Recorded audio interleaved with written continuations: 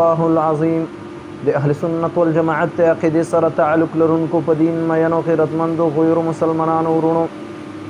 قرب قیامت ته د فتنې د فساد دور دی چې یو فتنه دفن کیږي بله فتنه په سر ولاړه وي، چې دفن کیږي بله فتنه په سر باندې ولاړه وي. غیرو مسلمانانو ورونو، په داسې وخت کې چې کوم دی د وخت د علما کرامو اهمه فریضه جوړیږي چې میدان ته راشي، د باطلو تعاقب وکړي،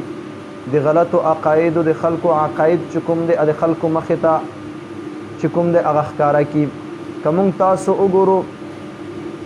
د حق د باطل جګړه چې کوم دی مقابله د ډیر وخت نه را روانه ده او تر قیامت ته ورځې پورې به وي، چې یو طرف ته حق وي هلته چې کوم دی باطل وي، ورته چې په کوم ځای کې باطل راوچت شي الله رب العزت هلته حق ورته پیدا کوي. غیرو مسلمانانو ورونو، که موږ تاسو وګورو په نن دور کې د باطلو تعقب چې موږ تاسو وینو، استاذ العلماء مناظر اسلام وکیل احناف حضرت مولانا مفتی محمد ندیم المحمودی صاحب حفظه الله چې په کومې طریقې باندې د باطلو تعقب کوي، الحمدلله مونږ په هغې باندې فخر کوو چې د ټولو باطلو چې کوم دی هغه سرکوبي ده کړې ده، او په داسې انداز باندې د دلیل په میدان کې الحمدلله که هغه د شجاعت په میدان کې دی کورونو ته چې کوم دی په باطلو پسې وردرومي. داسې وخت و چې مونږ ته یادیږي چې دلته د غیر مقلدین شول، پنجپیریان شول، بریلویان شول،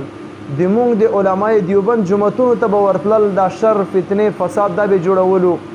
قسمه قسمه اعتراضات به زمونږ په علماء کرامو باندې کولو. چې کله دا مرد مجاهد حضرت مولانا مفتی محمد ندیم المحمودی صاحب میدان ته راغلی دی، الحمدلله دوی په خپلو جمعتونو په خپلو مدرسو کې چې کوم دی هغه محدود شوي دي،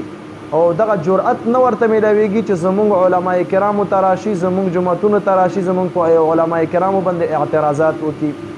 د مناظر اسلام حضرت مولانا مفتی محمد ندیم المحمودی صاحب حفظه الله د دې چې کوم محنت دی، د دې چې کوم هغه د باطلو تعقب دی، د هیڅ چا نه پټ نه دی. که څوک وایي دا داسې دی لکه د نور نه چې کوم دی انکار کول دي، د چې کوم محنت وکولو د ټول پاکستان په سطحه خصوصا د KPK په سطحه باندې د ټولو باطلو چې کوم دی هغه عقاید د خلکو ته ښکاره کړل او د علماء دیوبند د ترجمنۍ د چې کوم دی حق ادا کړلو. مونږ تاسو وګورو الحمدلله د علماء دیوبند چې څومره غټ غټ اکابرین دي،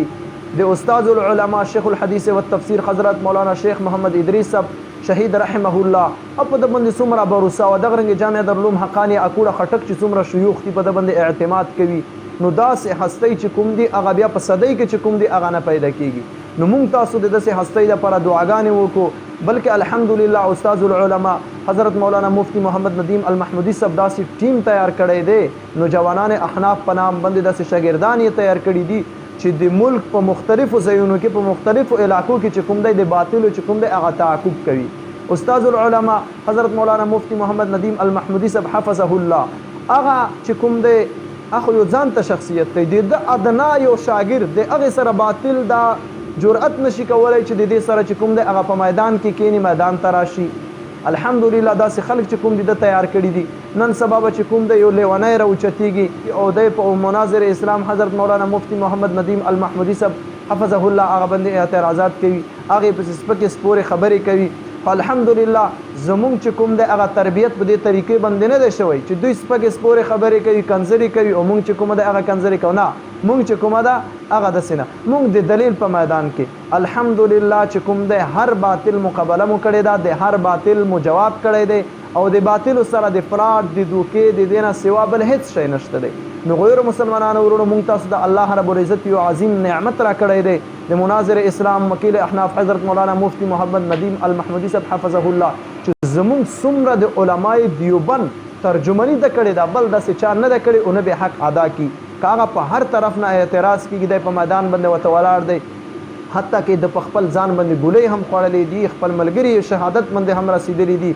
بار بار چې کوم د اوس ورته دمکیانې میلاویږي، او دی د دې باوجود چې کوم د خپل ځان پروا نه ساتي، او د علماء دیوبند په دفاع کې چې کوم دی د دوی په ترجمنۍ کې شپه او ورځ چې کوم دی هغه اخته دی او لګیا دي، او چې کومه د باطلو تعقب دوی کوي. نو مونږ تاسو ته پکار ده چې مونږ د دوی سره چې کوم دی همکاري وکړو، داسې نه چې مونږ خپل خلک لګیا یو د خپلو خلکو خپې چې کوم دی هغه وایو، نه، دا زمونږ تاسو چې کوم دی ترجمان دی، زمونږ تاسو چې کوم دی هغه رهنمایي کوي، زمونږ تاسو چې کوم دی په علماء دیوبند باندې څه قسم اعتراضات څوک کوي دی په میدان باندې ورته ولاړ دی. زمونږ تاسو د هغه فریضه سکته شوې ده دی په میدان باندې ولاړ دی. پکار ده چې علماء دیوبند موږ ټول د دې سپورټ وکړو، د دې چې کوم دی هغه